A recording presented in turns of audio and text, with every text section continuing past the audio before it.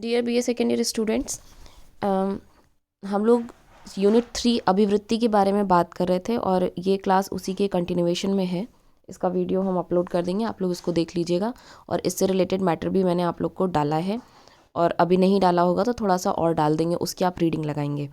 अभिवृत्ति के बारे में, एटीट्यूड के बारे में हम लोग ने उसके जो कॉम्पोनेंट्स थे उनको हम लोग डिस्कस कर चुके थे कि वो 3 कॉम्पोनेंट से मिलकर बना हुआ है, भावात्मक, संज्ञानात्मक और व्यवहारात्मक। तो ये मॉडर्न व्यू है अभिवृत्ति का। अब अभिवृत्ति के अगर नेचर के बारे में बात की जाए तो लास्ट क्लास में या लास्ट वीडियो में हमने आप लोगों को बताया था कि उसकी कुछ कुछ विशेषताएं होती हैं कि अभिवृत्ति जन्मजात नहीं है, सीखी हुई होती है और प्रेरणात्मक कार्य करती है, हमारे व्यवहार को दिशा प्रदान करने का कार्य करती है, ये सारी चीज़ें होती हैं। इसके अलावा कुछ स्पेसिफिक विशेषताएँ हैं जो हर प्रकार के एटीट्यूड में पाई जाती हैं और उससे हमें उसके नेचर के बारे में थोड़ा और डिटेल से जानकारी मिलती है। ये स्पेसिफिक कैरेक्टरिस्टिक्स उसके आप देखिए, ये हैं कि किसी भी प्रकार का हम एटीट्यूड अगर फॉर्म करते हैं तो उसके अंदर एक वैलेंस पाई जाती है। वैलेंस मीन्स कर्षण शक्ति, कि वो आपको अपनी तरफ खींचता है या उससे दूर हटाता है। तो जब हम उसकी विशेषताएं देख रहे थे तो उसमें ये था ना कि वो हमारे व्यवहार को दिशा प्रदान करता है। तो दिशा प्रदान करने में वो दिशा जिस चीज़ या घटना या स्थिति के प्रति आपने एटीट्यूड डेवलप किया है उसकी तरफ वो आपको ले जाता है, वो आपका एटीट्यूड, या उससे दूर हटा रहा है। तो ये वाला जो उसका कैरेक्टरिस्टिक है ये कहलाता है कर्षण शक्ति। कर्षण शक्ति होती है खींचने की शक्ति, खींच रहा है या दूर हटा रहा है। तो इसमें किसी व्यक्ति, वस्तु या घटना के प्रति आपने एटीट्यूड जो डेवलप किया है उसके बारे में उसका नेचर पता चल रहा है कि वो सकारात्मक है या नकारात्मक है। अगर सकारात्मक है तो हम उस चीज़ की ओर खींचेंगे और अगर नकारात्मक है तो हम उस चीज़ से दूर हटेंगे। दूसरा विशेषता है एक्सट्रीमनेस, कि जिस चीज़ के प्रति हमने एटीट्यूड डेवलप कर लिया है उसकी तीव्रता कितनी है। एक्सट्रीमनेस को हिंदी में बोलेंगे चरम सीमा, कि उसकी इंटेंसिटी कितनी ज़्यादा है, इसको तीव्रता भी बोल सकते हैं।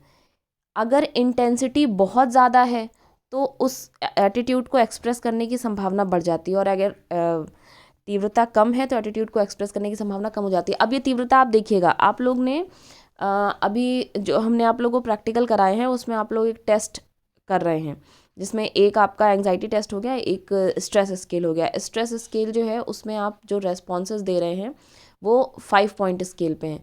तो इसी तरह से जब एटीट्यूड का मापन किया जाता है तो उन एटीट्यूड के मापन में भी अक्सर ये जो थर्स्टन के टाइप, लिकर टाइप का जो स्केल है, ये जो 5 पॉइंट स्केल आपने यूज़ किया, इसी टाइप के स्केल यूज़ किए जाते हैं। और उसमें आप देखेंगे कि सबसे अधिक सहमत को हम 5 का स्कोर देते हैं और सबसे कम सहमत को 1 का स्कोर देते हैं।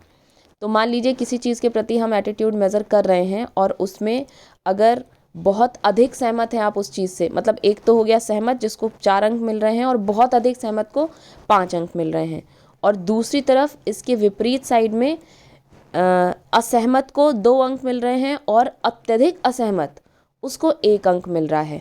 तो अब ये जो तीव्रता है, जो एटीट्यूड का टोटल नेचर है, उसमें आपको ये भी देखना होगा कि उसकी कर्षण शक्ति क्या है, वैलेंस प्लस तीव्रता कैसी है।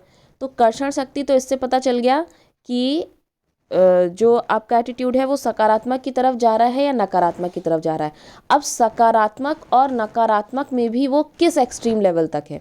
अगर 4 का स्कोर मिल रहा है सिर्फ सहमत, तब तो उसकी जो चरम सीमा है, तीव्रता, उसकी इंटेंसिटी, एक्सट्रीमनेस उसकी कम है।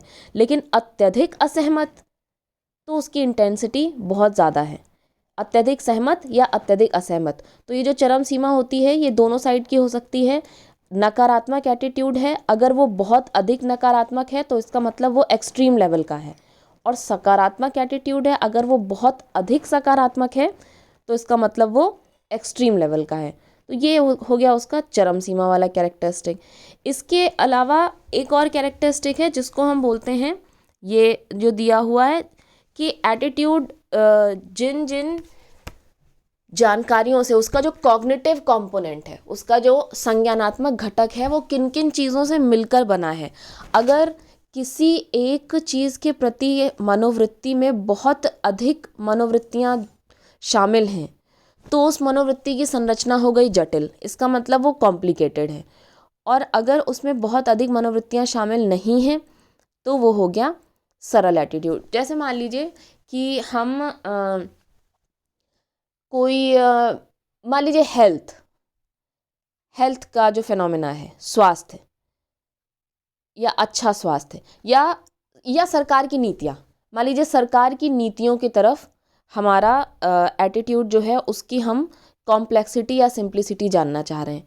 तो अब इसमें आप देखेंगे कि सरकार की जो नीति है वो नीति किसी एक चीज़ को लेकर नहीं होती है, उसमें बहुत सारी नीतियाँ शामिल हैं। हो सकता है उन्होंने महिलाओं और बच्चों के लिए अच्छी नीतियाँ बनाई हों, लेकिन जो माइनॉरिटी कम्युनिटी है उसके लिए बहुत अच्छी नीतियाँ ना हो, या हो सकता है किसानों के लिए बहुत अच्छी नीतियाँ ना हो। तो अब ये जो सरकार की नीतियों के लिए अभिवृत्ति है, इस नीति में बहुत सारे दूसरे चीज़ों के प्रति अभिवृत्तियाँ शामिल हैं, और ओवरऑल जो इसके प्रति एटीट्यूड होगा उसमें हम सिंपली ये नहीं बोल सकते कि सरकार की नीतियाँ बहुत अच्छी हैं या बहुत बुरी हैं। कुछ नीतियाँ अच्छी हैं, कुछ नीतियाँ बुरी हैं। उसमें भी जिन नीतियों का इम्प्लीमेंटेशन अच्छा हो गया वो अच्छी साबित हो रही हैं, जिनका इम्प्लीमेंटेशन अच्छा नहीं है वो अच्छी साबित नहीं हो रही हैं। तो सरकार की नीतियों के प्रति ये जो एटीट्यूड है उसमें बहुत सारे फैक्टर शामिल हैं। तो ये एटीट्यूड हो गया कॉम्प्लिकेटेड सा। तो और अगर किसी चीज़ के प्रति एटीट्यूड में बहुत सारे फैक्टर शामिल नहीं हो, बस सीधा सीधा आप देखकर बोल सकते हैं कि हाँ, या तो इसके प्रति एटीट्यूड सकारात्मक है या नकारात्मक है। जैसे पढ़ाई के प्रति या सुबह सोने जगने के प्रति या कॉलेज के प्रति। तो इसमें अगर बहुत दूसरी चीज़ें शामिल नहीं है, सिर्फ ये सीधा सीधा है, तो वो हो गया आपका कि उसके प्रति जो एटीट्यूड है वो सरल है, दो चार कंपोनेंट से ही मिलकर बना है। और अगर उसमें बहुत सारी चीज़ों का कंट्रीब्यूशन है और एकदम से सीधे से ये नहीं बताया जा सकता कि उसके लिए जो एटीट्यूड है वो सकारात्मक है या नकारात्मक है, तो वो कहलाएगा आपका कि उस व्यक्ति, वस्तु या घटना के प्रति जो आपकी अभिवृत्ति है वो कॉम्प्लिकेटेड है, उसमें बहुत सारे फैक्टर शामिल हैं। इसके अलावा एक और विशेषता आती है जिसको हम बोलते हैं सेंट्रलिटी, कि चीज़ को लेकर एटीट्यूड के प्रति एक तो हमने एक्सट्रीमनेस देख ली कि किस सीमा तक है।